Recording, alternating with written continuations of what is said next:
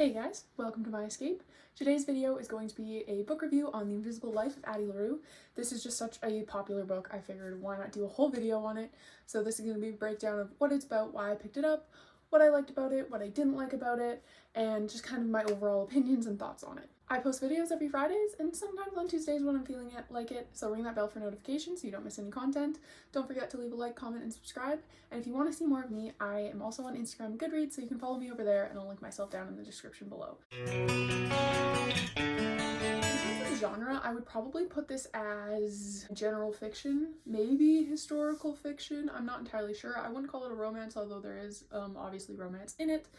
But yeah, I'd probably go with general fiction. The Invisible Life of Addie LaRue follows a girl born in the 1600s, and she is terrified of being trapped in marriage, trapped in kind of the life of a woman at the time. In a moment of desperation, she cries out for help, and a dark god answers her. So she trades her soul for freedom, but freedom from everything. So she's unbound by time, by age, by people, by place, by money. She's unbound entirely. So the catch is that being unbound by people means that she's unbound by people. So no one remembers her. As soon as she leaves the eye line of someone, they forget about her. So she's not able to create anything. She's not able to really have anybody in her life. So the story jumps from kind of when she made this deal periodically throughout leading up to present day, but present day stands out because after almost 400 years, somebody out there recognizes her and somebody out there remembers her. So now you jump between her point of view and this person's point of view. His name's Henry, and you kind of follow their story from there. So I read this book because it has been all over the book platforms for over a year now.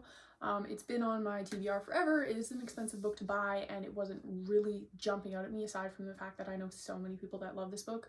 So I kind of just sat on it, and then it popped up in my library. And I said, okay, well, why not? Let's do this. So I was expecting kind of a fast-paced, like fantasy mysticism, dark love interest, fully encompassed story, because it is just one. It's not the beginning of a series or anything. This is just, it's one book and that's all you get. But what I loved about it was, despite me expecting it to be fully contained in this one novel, in this one story, it wasn't. The origins aren't, the details aren't, nothing's contained in this story. You don't get all the answers. Yeah, it doesn't leave on a cliffhanger, but it does kind of have an open-ended ending. We'll talk about that later.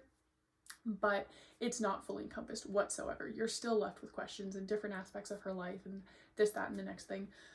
And I love that. I thought it worked so well for the story. It really did feel like Addie, because that was her whole premise. She didn't want to be restrained. She didn't want to be bound. And telling her whole story in one book and thinking that you could wrap it all in there and include it like that is, in hindsight, ridiculous of me to think. So this felt so perfect and deserving of the character that it was representing, but I just really appreciated that. Another thing I loved was the running themes and the life lessons throughout. So this idea of complete and utter freedom, which is kind of what we strive for in one sense, but then also the hindrances and the loneliness of that, and how if you want to be completely free, you really can't be bound by other people or their memories of you or their expectations or impressions of you. So complete freedom means that nobody can ever absorb and interpret and understand you.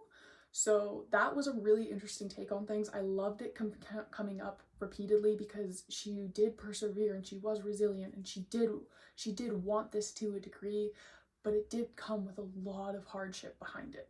And then another running theme throughout it was the undercurrent of life doesn't matter if you can't make a mark, if you can't make a mark on time, on society, on another person, and you can't make a mark if you're not remembered. So Addie struggles with this throughout. Henry and his friends struggle this as well. It's just kind of that idea of everyone's trying to find their place in the world, and ultimately they want not necessarily to be remembered, but to have offered something with their life. In terms of what that means and different ways to go about it, and how much does your name reflect things, if you're still contributing, you're still adding, you're still making a mark in some sense, and then different ways to go around the barriers you face in your life from doing that. I really appreciated and enjoyed that throughout. I thought it was obviously very relevant to Addie's story, but then how it was wrapped in with Henry and his friends as well. It just really was that kind of reflection of humanity, and we're all out here searching to create something. The characters were also dynamic, well-rounded. They had their pros and cons. They were definitely all flawed individuals, and I really did love that, because if all your characters are perfect, it's boring. Or if all your characters only have one flaw, it's boring. So I really did appreciate the well-roundedness of all the characters. Even the couples, they didn't go together perfectly. It was messy. They didn't 100% agree on everything. They had discussions, they had fights. It really does give you that aspect of like, this could be real people, this could be a real story. And then the writing itself was just beautiful. The words, the phrasing, the way it's written, just gorgeous. Like, to read, gorgeous. So what I didn't really love about the book, although the writing was gorgeous, the pacing was very, very slow. So I liked the words and the turns of phrase and the themes. However, the way the story was actually told was very slow, very boring. I struggled to kind of pay attention. I didn't really have any urge to pick it back up again when I would put it down for this, that, or the other thing. It didn't really captivate me. The second POV, which is kind of important because that's what makes the story happen now. So Henry doesn't come into play till like 30% into the book. So the first 30%, you're waiting for this character to appear because you know it's in the description, and her life is very sad. And you just feel bad for her. And then there's like all these hints of secrets going on with the Dark God and stuff. But yeah, you're just waiting for someone to appear. And I get it because, you know, she's been waiting 400 years or whatever. And that's great. That's great for her. But as a reader, I was very bored.